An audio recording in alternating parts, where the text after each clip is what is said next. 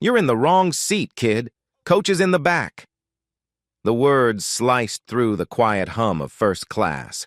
Sharp, cold, absolute. Every head turned toward Jordan, a 19-year-old black teenager in a gray hoodie, a worn backpack tucked beneath his seat.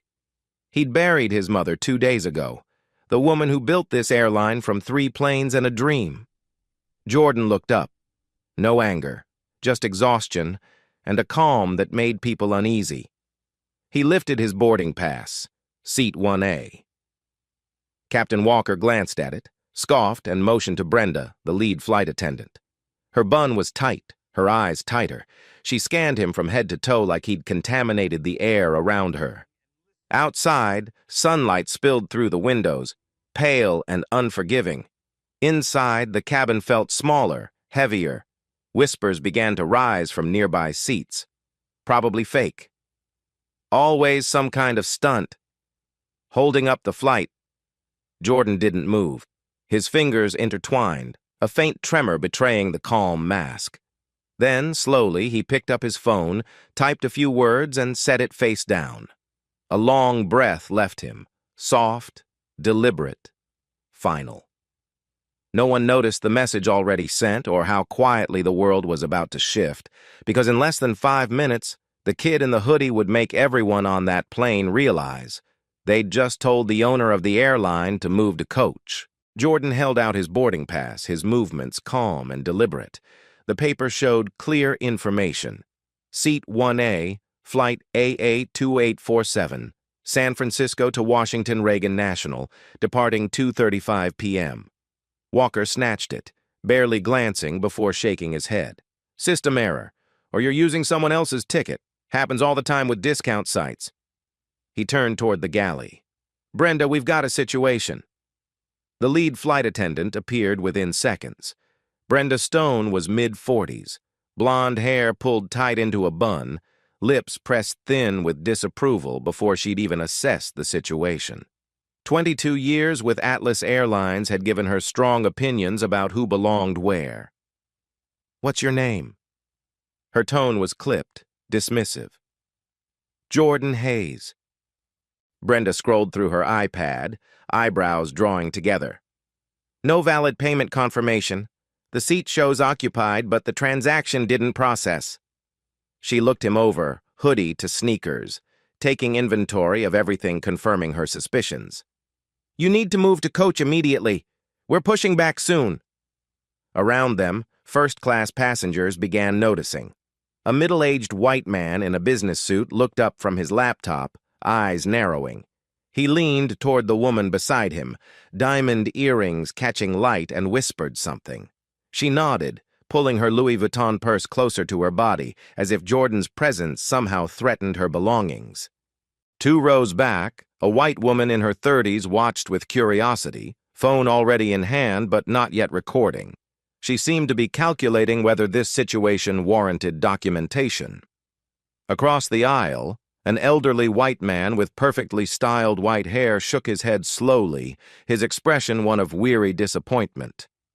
Kids these days think they can get away with anything, he muttered loud enough to be heard by his seatmate and several rows beyond. Jordan looked around the cabin slowly, methodically. He knew this aircraft intimately. Boeing 737 MAX 8. Part of the fleet his mother had negotiated for over 18 months of grueling meetings with Boeing executives. He knew the cream leather seats were Evelyn's personal choice. She'd rejected 3 other options before settling on this shade because she said it felt more hopeful, more aspirational than standard gray. He knew the seat configuration, the emergency exits, the repositioned galley. All decisions she'd made or approved personally. He'd flown this route with her dozens of times over the years. Sometimes they'd work in silence, Evelyn reviewing contracts and quarterly reports, while Jordan studied for his business classes at Stanford. Sometimes they'd strategize together. She'd been preparing him to understand the company's operation since he was 16, not because she expected to die young, but because she believed in teaching while she had time. She'd wanted him to know every department, every challenge, every triumph. She'd wanted him ready, even if that day never came. Except it had come. 48 hours ago. But he didn't mention any of that now. He simply said, voice quiet and steady, "I'll be staying here. If there's a problem with the reservation, you can contact the corporate office to verify." Walker's jaw tightened, muscles working visibly beneath his skin. His face was reddening slightly, the way it did when authority was questioned. "You think you're special, kid? I'm the captain of this aircraft. What I say goes, and I'm telling you right now, you don't belong in this seat." Brenda typed aggressively on her iPad, speaking aloud as she documented each detail. Passenger refusing crew instructions, possible ticket fraud, displaying uncooperative behavior. Each word was deliberate, building a case. Jordan pulled out his phone and typed quickly, not announcing what he was doing or to whom. "Helen, verification needed on Flight 2847. Crew questioning my authorization for 1A. Please advise." Send. Then another message to Marcus Webb, the company's general counsel. "Marcus, potential Title VII situation developing on AA 20847. Document everything from this point forward." His expression remained neutral throughout, eerily calm for someone being publicly accused of fraud in front of 40 witnesses. But his eyes were active, sharp, cataloging everything, which passengers looked away uncomfortably when Walker raised his voice. Which ones nodded in agreement with the captain's assessment, which ones seemed uncertain about what they were witnessing, sensing perhaps that something didn't add up but unable to articulate what. He waited, because Jordan had learned something crucial from watching his mother build an empire over 3 decades of relentless work. Sometimes the most powerful thing you could do was give people enough rope to reveal their true character, then stand back and let natural consequences unfold. Evelyn had taught him that patience wasn't weakness. It was strategy. Rush to defend yourself and you looked guilty. Stay calm, document everything, and let others expose themselves. Right now, Jordan was being very, very strategic. Walker reached for his radio. "Ground control, this is Captain Walker on Atlas 2847. We have an uncooperative passenger in first class, seat 1A, requesting security assistance before pushback." The response crackled back immediately. "Copy that, 2847. Dispatching airport security now." Brenda stepped into the aisle, blocking Jordan's path forward. Her body language was unmistakable. Arms crossed, feet planted, chin elevated. A physical barrier. "Do you understand the severity of this?" Her voice carried to surrounding rows. "This behavior can get you permanently banned from Atlas Airlines, possibly all carriers if we file with the FAA. Is that what you want over a seat?" Jordan didn't look up from his phone. He was reading responses. 3 messages from Helen Ortiz, 2 from Marcus Webb, 1 from a board member. Helen's messages escalated. "Confirming your reservation. What's happening?" Then, "Jordan, do you need me to call the flight deck?" And finally, "Protocol Nova standing by on your authorization." Marcus Webb's were precise. "Document all interactions. Record if possible." Then, "Title VII claim viable if this escalates. I'm monitoring." Jordan read quickly but didn't respond publicly. Inside, something cold and hard settled into place. Not anger, but clarity. What was happening wasn't accident or misunderstanding. It was pattern. One his mother had fought for 30 years. A woman's voice cut through the tension from across the aisle. "Excuse me, but he seems perfectly polite. Maybe check your system before making accusations?" Brenda turned sharply. "Ma'am, this is standard security protocol. We have procedures for situations exactly like this." The woman, white, early 50s, tailored blazer, didn't back down. "I've flown first class 20 years. I've never seen anyone question this aggressively. You scanned mine without looking at me." "That's because your reservation was in order," Brenda said tightly. "This is different." "How?" the woman asked. Brenda didn't answer. She turned back to Jordan, ending the conversation by refusing to continue it. Walker moved closer, invading Jordan's personal space, lowering his voice but not enough. Nearby passengers heard clearly. "Last chance, kid. Walk off yourself or security removes you. And trust me, once they touch you, it's a federal incident. Interfering with flight crew. That's jail time, not just a ban." Jordan lifted his head slowly until his eyes locked onto Walker's. He held that gaze with intensity that made the captain shift slightly.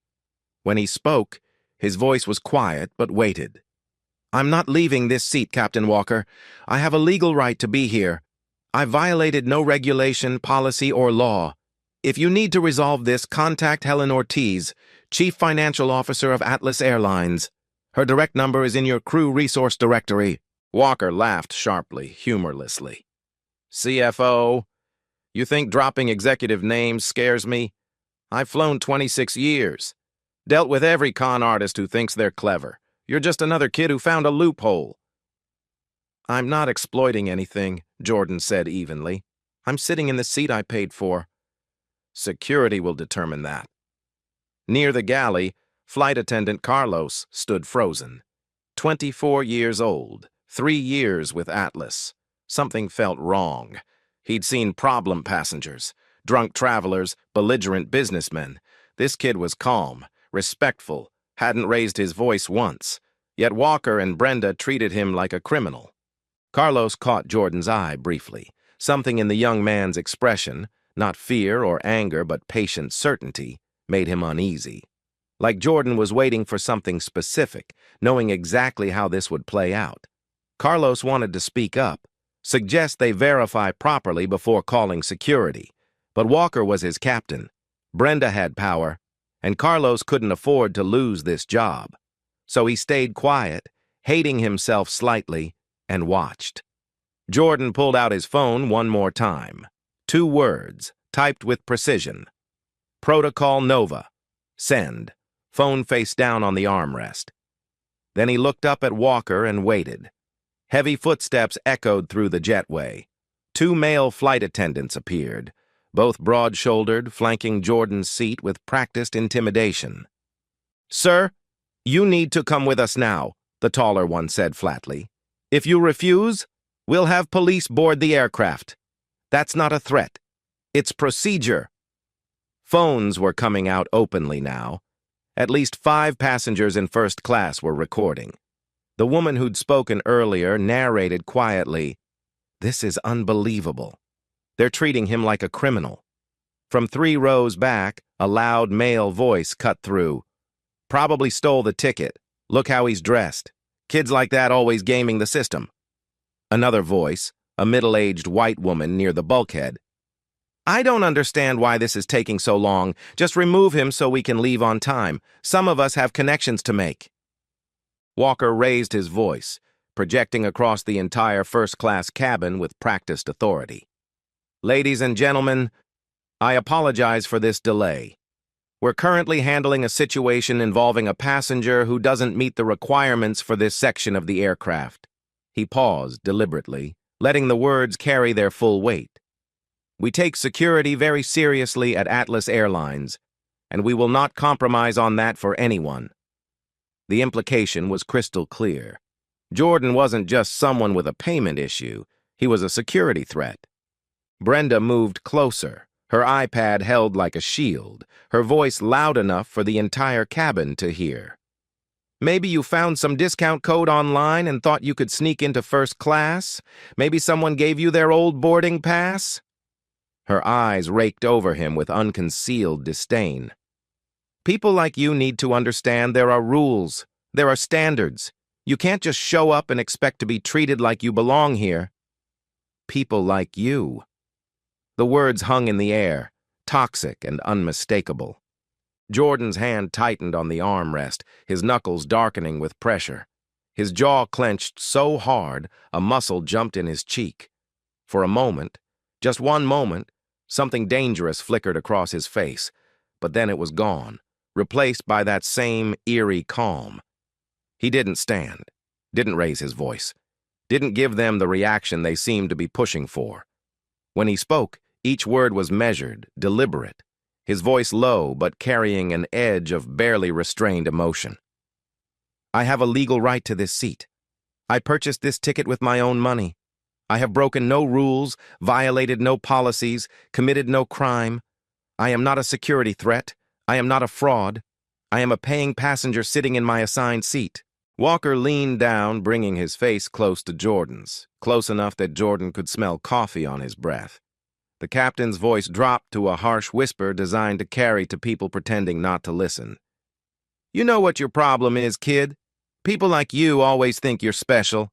Always think the rules don't apply. You see a nice seat, something you want, and you think you can just take it." He straightened slightly, voice gaining volume.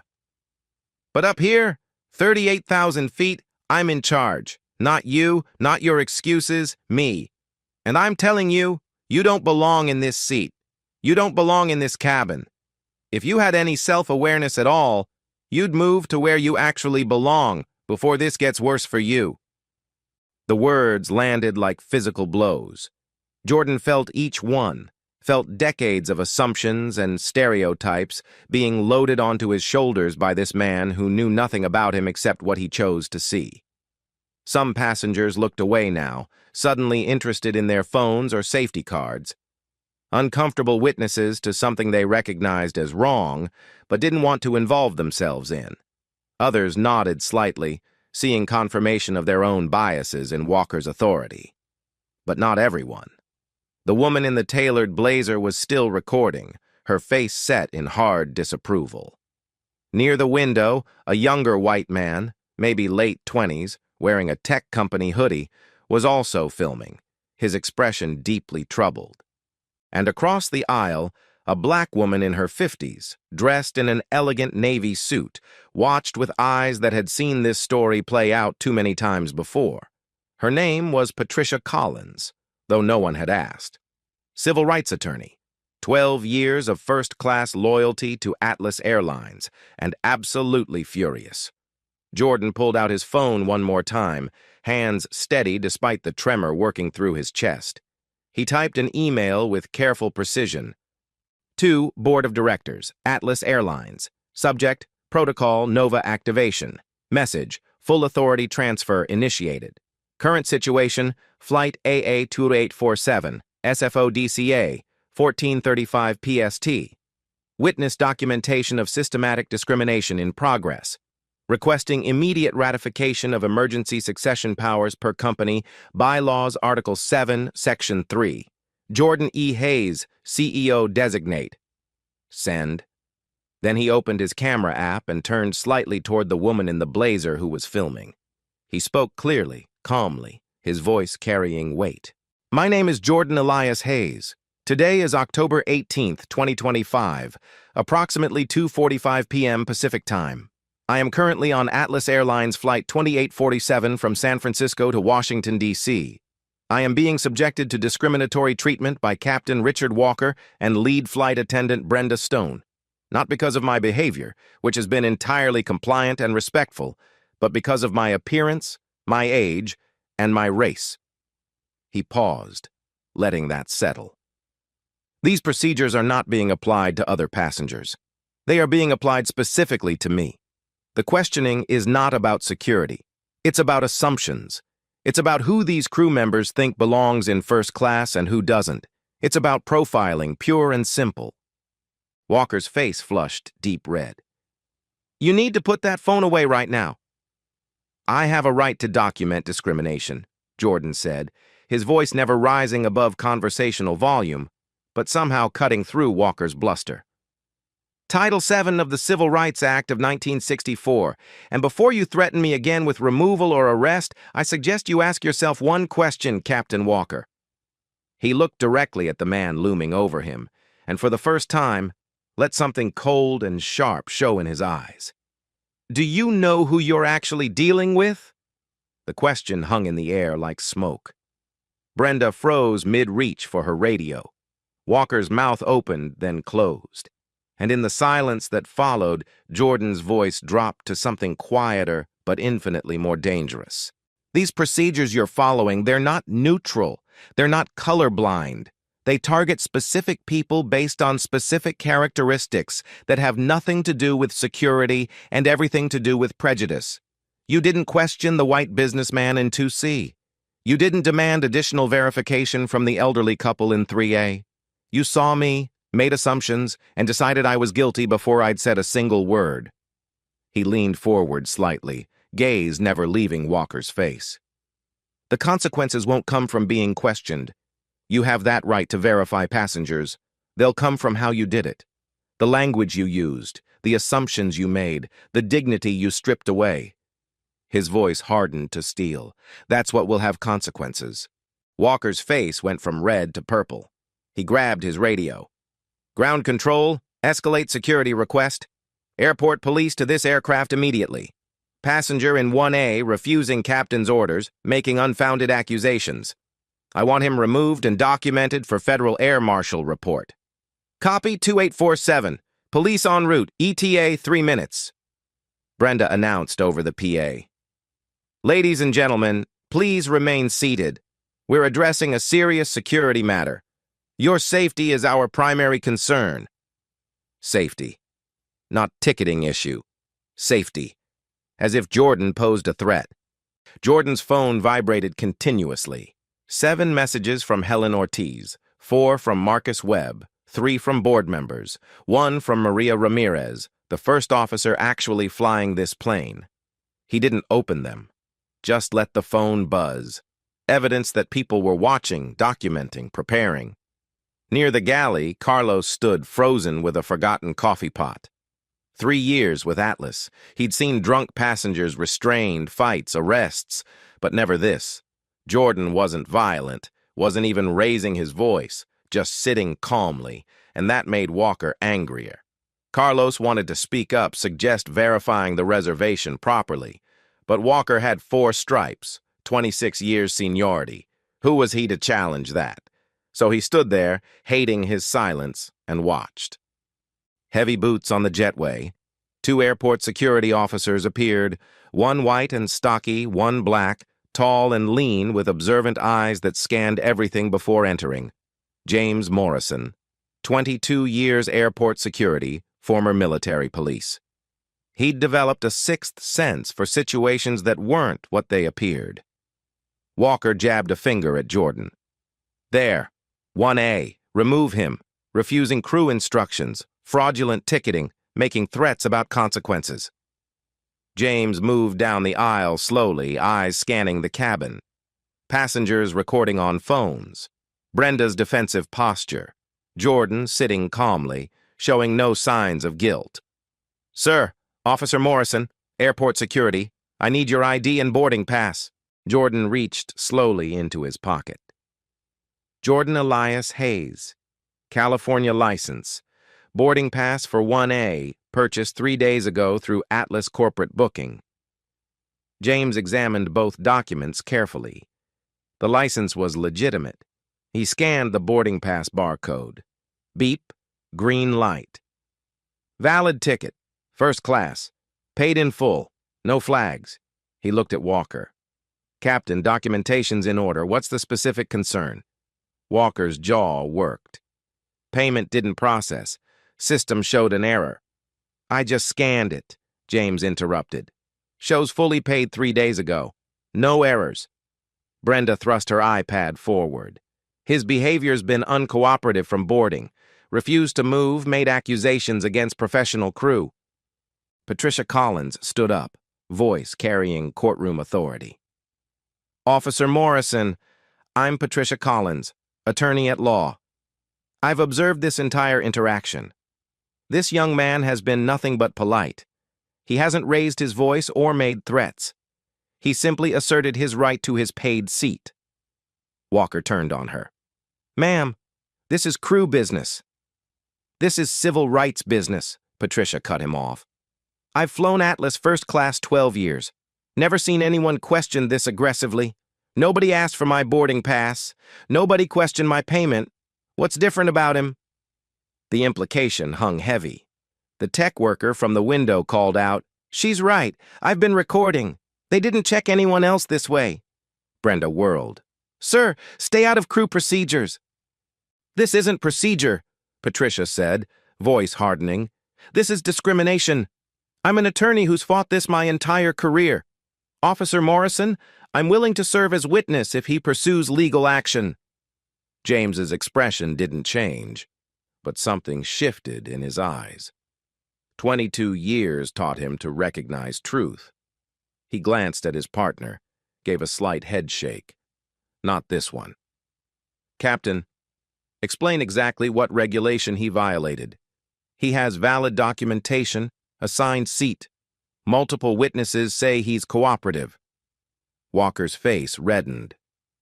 "I don't have to explain airline policy to security."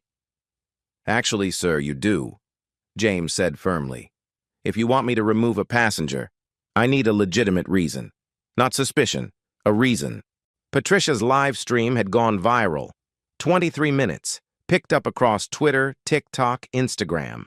Jock Atlas Airlines bias trending #1 in San Francisco, spreading east. 43,000 watching live. Comments flooding, "This is disgusting. Sue them for everything. Never flying Atlas again. Fire that captain. 2025 and still doing this?" In Atlanta headquarters, crisis management phones exploded. Communications director frantically calling Walker. Voicemail. Emergency email in red. "Captain Walker, cease all actions. Re 1A. Legal flagged Title VII violation. Do not proceed. Contact corporate immediately." Walker wasn't checking email. Helen Ortiz messaged executives. "Protocol Nova confirmed. Board vote unanimous. All systems ready. Waiting on Jordan's signal." Marcus Webb drafted briefs. Preliminary assessment. Clear Title VII violation. Potential FAA violations. Reputational damages exceeding $10 million given viral spread. Recommend immediate crew suspension. In the cabin, Walker pulled himself to full height. "I don't care what documentation says or what witnesses claim. I'm captain of this aircraft. Under FAA regulations, I have final authority over who flies. This flight doesn't move until that passenger is removed, period." Passengers erupted. Businessman in row 3. "You're delaying 200 people over one passenger with a valid ticket?" Mother with crying baby. "I have a connecting flight. My daughter has a medical appointment." Elderly man. "Security said his ticket's valid. What are you doing?" Walker wasn't listening. He'd committed, backed into a corner. "Officer Morrison, I'm formally requesting removal under my authority as pilot in command. If you won't do it, I'll ground this aircraft and call federal air marshals." James took a slow breath. This was becoming career-defining. "Captain, I strongly advise you reconsider." "I'm not reconsidering." Jordan's voice cut through the chaos, calm and precise. "Captain Walker, before you make that call, before you ground this flight and escalate to federal authorities, check your email. The one from Helen Ortiz 4 minutes ago. Marcus Webb 2 minutes ago. Corporate communications 90 seconds ago." Walker stared, thrown by the specificity, the names, the confidence. Jordan stood slowly, reaching his full height. Not tall, but carrying presence that filled the space. "You're right about one thing. Evelyn Hayes is dead. My mother died 48 hours ago of a heart attack. And you're right, this airline was without a CEO for 6 hours until the board convened emergency session and activated her succession plan." He pulled out his phone, turned the screen toward Walker, James, everyone nearby. Email from the board, time-stamped 11:47 a.m. that morning. Signatures of all 9 board members visible. "I am Jordan Elias Hayes, 19 years old. Stanford business, currently on leave. And as of 9 a.m. Eastern on October 16, 2025, I am Chief Executive Officer of Atlas Airlines, appointed by unanimous board vote under Protocol Nova, the emergency succession clause my mother implemented for exactly this scenario." Absolute silence. Walker's face drained of color. Jordan's voice didn't rise but gained weight, authority. "So when you ask if I understand I'm dealing with the captain, yes, Captain Walker. I understand completely, and now you understand you're dealing with the person who owns every aircraft in this fleet, including this one. including the job you're doing, including the authority you think you have." He paused, letting that sink in, then his voice dropped to something colder. "You had every right to verify passengers, but you didn't verify passengers. You profiled one passenger. You didn't question the white businessman in 2C. You didn't demand verification from the elderly couple in 3A. You saw me and decided I didn't belong based on nothing but assumptions." Walker tried to speak, but no words came. Jordan continued, each word precise. "Protocol Nova is now active. That means as of this moment, I have full operational authority over every employee, every aircraft, every decision in this company. And my first executive decision, Captain Walker, is that you and lead flight attendant Stone are suspended effective immediately pending investigation for violation of company anti-discrimination policy, abuse of authority, and causing substantial reputational harm to Atlas Airlines." He turned to James Morrison. "Officer, thank you for your professionalism. I won't need passenger removal, but I would appreciate you staying until we've resolved crew transition. First Officer Ramirez will assume command of this flight." James nodded slowly, understanding he'd just witnessed something extraordinary. Jordan looked back at Walker, and there was no triumph in his expression, just tired certainty. "You could have treated me with basic respect. You could have verified quietly and professionally. Instead, you chose humiliation. You chose to strip away dignity based on what you assumed I was. That choice has consequences." Every entertainment screen in the cabin went dark. Then, 3 seconds later, they lit up in perfect synchronization with a red alert banner. "Atlas Airlines Executive Alert. Jordan Elias Hayes, age 19, appointed Chief Executive Officer effective October 16, 2025, 09:00 EST. All crew, stand by for direct orders from CEO Hayes. Protocol Nova, emergency succession active." Below the text, the Atlas logo appeared alongside a professional photo of Jordan in a navy suit and burgundy tie, standing before the Atlanta headquarters. Taken 48 hours earlier at the emergency board meeting that made him the youngest CEO of a major U.S. airline in history. Walker stared at the screen, mouth opening and closing without sound. Color drained from his face. Brenda's iPad erupted with notifications, 47 emails flooding simultaneously from corporate, Helen, Marcus, legal, HR. Each marked urgent, each saying the same thing: stand down immediately, do not engage with passenger 1A. The satellite phone near the galley rang. Carlos answered with shaking hands. "Atlas Flight 2847. CFO Helen Ortiz from Atlanta. I need CEO Hayes immediately." Carlos turned, eyes wide. Mr. Hayes, CFO Ortiz for you, sir." Jordan took the phone calmly. "Helen."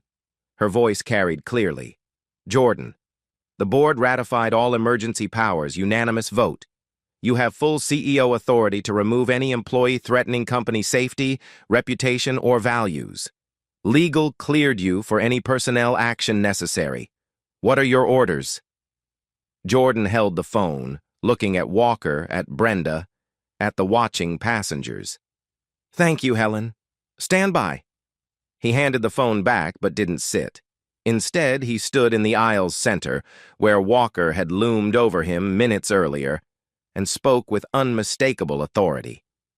"Captain Richard Walker, lead flight attendant Brenda Stone, you are both suspended from duty effective immediately for gross violation of anti-discrimination policy, abuse of authority, and substantial reputational harm to this organization. Operational control transfers to First Officer Maria Ramirez. This flight departs on schedule because 200 other passengers shouldn't pay for your prejudice." The cabin erupted in applause. Scattered at first from Patricia and the tech worker, then building as others joined. The businessman in row 3 stood clapping. Even silent passengers joined in, caught in the moment's justice. Patricia clapped with fierce pride. The tech worker filmed with one hand, clapped with the other. James Morrison maintained professional neutrality, but his expression showed deep approval. Walker stood frozen, his world collapsing. 26 years of authority evaporated. He tried to speak. No words came. Brenda dropped to her knees, tears streaming. "Mr. Hayes, I'm so sorry, I didn't know." Jordan looked down, expression unchanged. No anger, no triumph, just tired certainty. "You didn't not know, Ms. Stone. You chose not to respect. You made assumptions and decided I didn't belong before I spoke. There's a difference between ignorance and choice. You chose this." The words carried absolute finality. Something shifted in the atmosphere. Justice, balance restored. "Carlos," Jordan said, turning to the young flight attendant still holding the phone. "Inform First Officer Ramirez she has command. Prepare for departure. Welcome to the new Atlas Airlines." Despite the chaos, Carlos smiled. "Yes, sir, Mr. Hayes. Right away." The transformation was immediate. Carlos moved purposefully toward the cockpit. Other flight attendants came to life, moving to positions. The paralyzed aircraft was waking up. Jordan sat back in 1A, pulling out his phone. But first he looked at Patricia, who was wiping tears while smiling. "Thank you," he said simply, "for speaking up." Patricia's voice was thick with emotion. "Thank you for showing them that silence isn't the only option. That power used right can change things."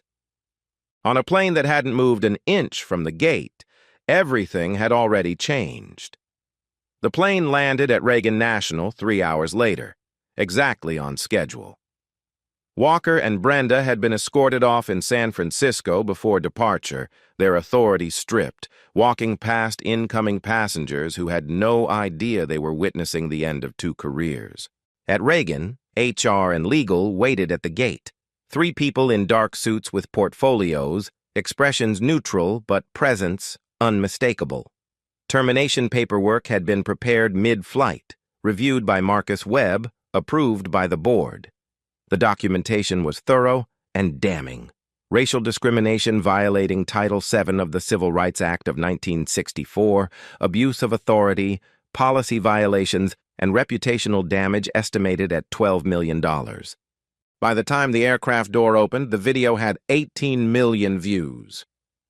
Atlas Airlines' bias was trending #1 nationally, #3 globally. News outlets from CNN to BBC were running segments.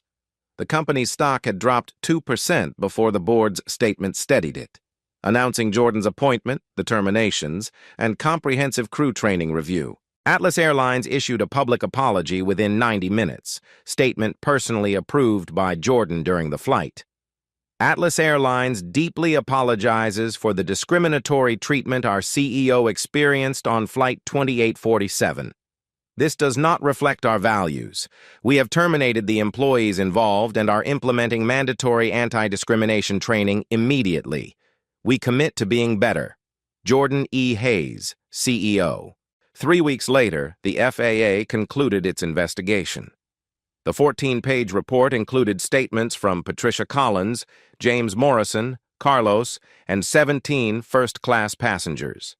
The conclusion: Captain Richard Walker's airline transport pilot license revoked permanently for conduct inconsistent with professional standards and violation of passenger civil rights under 14 CFR Part 382. At 54, Walker would never fly commercially again. Brenda Stone was terminated for cause, no severance beyond accrued vacation. The Association of Flight Attendants issued formal censure, adding her to an industry watch list that blacklisted her from major U.S. carriers. Her commercial aviation career was finished. Patricia Collins represented Jordan pro bono in federal court, Hayes versus Walker and Stone. The complaint detailed emotional distress, civil rights violations, reputational harm. Defendants' attorneys reviewed the video evidence and advised immediate settlement. 3 months later, $4.7 million total, $1.2 million compensatory damages, $3 million punitive damages, $500,000 legal fees. Jordan donated the entire amount to the Evelyn Hayes Aviation Scholarship, funding young people of color pursuing aviation careers. The first class of recipients would be announced on his mother's 53rd birthday. Carlos received unexpected promotion to supervisor of in-flight services, overseeing flight attendant training. His first initiative, complete revision of anti-discrimination training using real scenarios and actual accountability. He became the face of Atlas's cultural transformation. James Morrison received formal commendation from Atlas Airlines for upholding procedural integrity and human dignity under pressure, a letter in his personnel file and $5,000 award. He was invited to design new security protocols for airline security cooperation. Passengers who'd recorded and spoken up, Patricia, the tech worker, others, received personal letters from Jordan and lifetime platinum elite status. Patricia framed hers next to her law degree. Walker moved to Arizona, working at his brother's aviation museum, giving ground tours of planes he'd never fly again. Brenda left the industry entirely, last known working retail management outside Sacramento. Neither gave interviews. Neither spoke publicly. But the video never disappeared. It lived on, shared and reshared. Permanent record of a moment when assumptions met reality, when prejudice met consequence, and when a 19-year-old in a hoodie reminded the world that dignity doesn't depend on appearance or the assumptions of those who think they have power. 1 week later, Jordan stood before 12,000 Atlas Airlines employees in Atlanta headquarters. Some filled the auditorium, others watched via live stream from hubs nationwide. He wore the same gray hoodie from the flight, deliberately, so they'd remember. "My mother, Evelyn Hayes, used to tell me something," Jordan began, voice quiet but clear. "She said power isn't about proving who you are.